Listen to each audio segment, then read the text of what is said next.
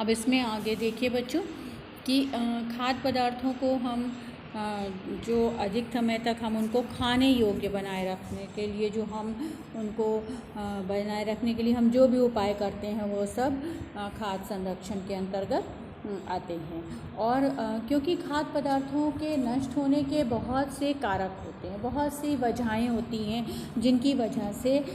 जो खाने का सामान है वो ख़राब होता है। इसमें पहला आता है आपका मोल्ड जो है वो खाना सबसे पहले जो ख़राब होता है, जैसे वो खाना बदमज़ा हो गया, ख़राब हो गया, उसका स्वाद ख़राब हो गया, उसमें से बदबू आ रही है, तो वो मोल्ड की वजह से होता है। और नमी की वजह से ये ज़्यादातर जो नॉन वेजिटेरियन आइटम्स होते हैं जैसे मीट मछली है, पनीर है,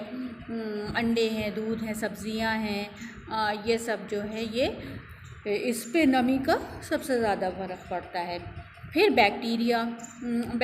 हम सब लोग जानते हैं कि बहुत ही सूक्ष्म जीव होते हैं, ये हमें नग्न आँखों से नहीं दिखाई देते हैं और ये लेकिन खाने की चीज़ों को बहुत जल्दी ख़राब कर देते हैं। इनमें से एक तरह का जब ये रिएक्शन करते हैं खाद्य पदार्थों पर, तो इसमें एक तरह का एक बदबू सी निकलती है और एक गैस भी निकलती है जिससे बुलबुले से उठने लगते हैं खाने पीने के सामान से। फिर आता है आपका यीस्ट जो है, यीस्ट जैसे आपका ये बैक्टीरिया भी अच्छे गुड बैक्टीरिया और बैड बैक्टीरिया, मतलब अच्छे बैक्टीरिया होते हैं उनकी वजह से दही जमता है, ठीक है। कुछ बैक्टीरिया हमारे इंटेस्टाइन में भी होते हैं, तो ये हम लोग दूसरे पोर्शन में पढ़ेंगे, लेकिन यहाँ पर हम उन बैक्टीरिया की बात कर रहे हैं जो कि खाने के सामानों को ख़राब करते हैं। इसके बाद यीस्ट के प्रभाव से, यीस्ट जो होता है, यीस्ट का प्रभाव जो है वो जो है उससे ख़मीर पैदा हो जाता है। जो ये मुख्य रूप से जो खाने के पदार्थों में जो शर्करा, जो शुगर पोर्शन होता है, जो कार्बोहाइड्रेट पोर्शन होता है जिसमें शर्करा होती है, शुगर होती है, उसको उसके ऊपर इसका प्रभाव पड़ता है और इसके कारण भी खाने के पदार्थ जो हैं वो ख़राब हो जाते हैं। तो इससे हमें ये पता चलता है कि हम कितनी चीज़ें हैं जो किसी चीज़ को, कितने कारक हैं, कितनी वजहें हैं जिनकी वजह से खाने पीने का सामान जो है वो क्या होता है, ख़राब हो जाता है। इसके लिए हम क्या करते हैं कि हम गर्मी में से बचाते हैं अपनी चीज़ों को, है ना। हम रेफ्रिजरेटर का इस्तेमाल करते हैं जो हम अपना छोटा सा घरेलू लेवल पर कर सकते हैं ना। वो काम हम करते हैं कि हम अपने यहाँ जो खाने पीने का सामान होता है उसको फ्रिज में रख देते हैं। जैसे दूध जल्दी ख़राब होता है तो घरों में ऐसे दूध को हम जल्दी से पका के और ठंडा करके और कोशिश करते हैं कि उसको फ्रिज में रख दें जिससे कि उसका टेम्परेचर कम हो और वो ना ख़राब हो। तो ये इसके लिए हम खाद्य पदार्थों को जो अलग अलग तरह के होते हैं तो उनको ख़राब होने से बचाने के उपाय भी अलग अलग होते हैं, है ना। कुछ पदार्थों को हम पका कर रखते हैं, है ना। जैसे कि कुछ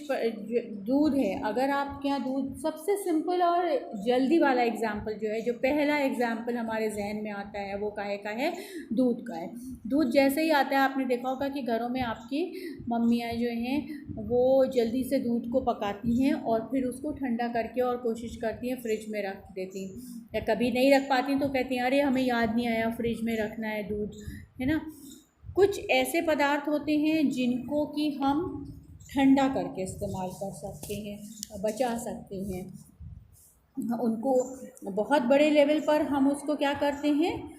उसको हम कोल्ड स्टोरेज में रखते हैं, लेकिन छोटे लेवल पर अपने घरों में जब हम उसको इस्तेमाल करना होता है तो हम अपने घरों में फ्रिज का इस्तेमाल इसीलिए इतना ज़्यादा है क्योंकि ये हमारे बहुत बड़ी बचत इससे हमारे खाने के सामानों की होती है। उसके बाद आता है आपका तीसरा निर्जलीकरण। निर्जलीकरण मतलब होता है कि खाने पीने के जो सामान हैं उनमें से जो पानी वाला पोर्शन है उसका जो मॉइस्चर है उसको निकाल दिया गया है और उससे क्या किया गया है कि वो फलों की नमी को हटा दिया जाता है। फल हैं, सब्जियां हैं, मटर है, टमाटर है, गोभी है, मेथी है, पुदीना है, ये सब तो आप लोग आमतौर पे देखते होंगे कि घर में आपकी मदर जो हैं वो पुदीना, मेथी, सरसों, सोया ये सब सुखा लेते हैं धूप में लोग, और जब वो इससे ये ज़्यादा दिनों तक